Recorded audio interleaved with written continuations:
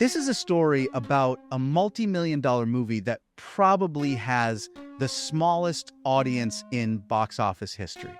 I'm not joking. Only around 90 people in the whole world watched this lavish, multi-million-dollar drama on its opening weekend.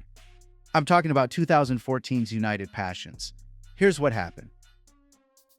FIFA funds a $25 million to $32 million passion project to glorify its own history.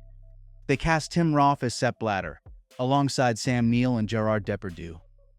The vision? A sweeping drama about FIFA's rise, set in opulent boardrooms and roaring soccer stadiums. The production screams prestige, aiming at an uplifting tribute to the beautiful game. And yet, the solid performances could not mask a story that felt more like a corporate pitch than a movie.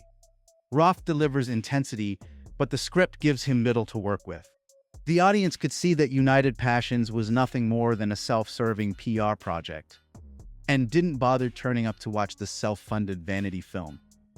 The movie only grossed $918 on its opening weekend. That's basically 90 people paying around $10 a ticket. It eventually grossed 26.8, which is a huge loss once you factor in the marketing costs for a movie with a budget of this size, scale, and level of on-screen talent. Okay, here's a genuine question. What do you get if you cross Jurassic Park with Apocalypse Now, then let a grieving Marlon Brando tear apart production? You get a movie called The Island of Doctor Moreau, a $40 million movie that went so off the rails. It has a legendary cursed status in the history of filmmaking. The story started in 1996.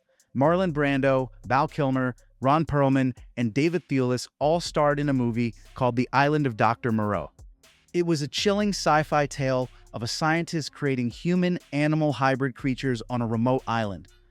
New Line Cinema invested $40 million, which went into creating lush, dense tropical jungles and eerie surgical labs. This movie was basically positioned to be a haunting mix of Apocalypse Now and Jurassic Park, although I would say Planet of the Apes is a much better fit. So what happens next? Well, the director gets replaced mid-production, which is part of the reason why the tone shifts wildly. One moment it's horror, the next it feels like an unintentional comedy. And then things get even worse. Marlon Brando, who was known for eccentric on-set behavior by that point, began improvising. He had a reputation for refusing to stick to the script. Sometimes directors would allow him to wear an earpiece to feed him lines just so they could get him to say the lines as they were written. And sometimes he would do unexpected things in scenes just to amuse himself or challenge the director. But during The Island of Dr. Moreau, he was grieving his daughter's death. So it wasn't surprising that he wasn't fully invested in the project or easy to work with. There were even times when Brando would retreat to his private island, leaving the film production in limbo, not knowing when or even if he would show up. This, along with the director being replaced, made some of the important scenes shift from disturbing to bizarre without any warning. Kilmer, Perlman, and Thewlis gave incredible, nuanced, serious performances. Yet Brando's chaotic improvisation ends up stealing attention, and not always in a good way. The film eventually grossed $49.6 million worldwide, which was nowhere near enough to recoup its original production budget plus marketing costs. The Island of Dr. Moreau should have been iconic, but was overshadowed by a difficult production and a tone that kept changing until the very end. The film eventually went on to get generally negative reviews and was considered a box office flop that received several Razzie nominations. Razzies are also known as the Golden Raspberry Awards, and are parody awards that honor the worst films each year. And by the way, they still continue giving yearly Razzie Awards to this day. Anyway, Marlon Brando won a Razzie in the Worst Supporting Actor category for that year. Now let's talk about another cinematic train wreck, 2009's Dragonball Z Evolution. 20th Century Fox spent $30 million to adapt the iconic anime, starring Justin Chatwin, Chow Yun-fat, Emmy Rossum, and Jamie Chung. But before we get into the movie, it's important to understand how much of a big deal Dragon Ball Z truly is. It's one of the most popular and highest-grossing anime franchises of all time. It has generated billions from merchandise sales.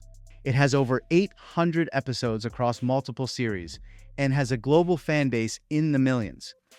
Emmy Rossum was already a Golden Globe-nominated actress, and James Marsters was hugely popular from Buffy. Chow Yun-fat was an established action star known for films like Crouching Tiger and Hard Boiled. So they were all more than capable of bringing this story to life. And to be fair, the first trailer wasn't actually that bad. I mean, some of the CGI and fight scenes looked a little wonky, but my guess is that fans could have overlooked all of that if the film faithfully captured the magic from the anime series. But it didn't. Yun-fat's ability to deliver incredible fight scenes and Rossum's effortless charisma couldn't save it. Dragon Ball Evolution only grossed $58.2 million worldwide, which means it barely broke even when you add marketing costs to its $30 million budget. With its stacked cast and incredibly popular source material, it could have launched a successful franchise. But the film fell short of what fans wanted, or deserved. Then there's What Planet Are You from the year 2000. Columbia Pictures gave this movie a $60 million budget to bring together a star-studded cast that included Gary Shandling, Annette Bening, John Goodman, Brett Kinnear, and Ben Kingsley. It's a sci-fi comedy where Shandling plays an alien sent to Earth to find a mate and save his planet. So you're ready for a clever, star-driven adventure. But when you watch it unfold, well, the humor lands unevenly. The all-star cast gives a solid and compelling performance, but the script doesn't give them enough to reach their full potential, and the overall story struggles to deliver the adventure it promises. Yes, the performances from the powerhouse ensemble shine, but the film never quite brings it all together. Next up, 2005's Sahara.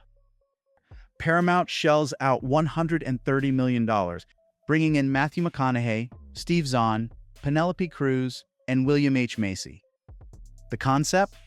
A swashbuckling adventure following treasure hunters chasing a Civil War ship buried in the African desert. It's got the makings of a modern Raiders of the Lost Ark. McConaughey's charm is front and center, but his character lacked the depth to match. The supporting cast, like William H. Macy, also delivered a solid performance. But even his effort wasn't enough to elevate the story and give the movie the momentum it needed.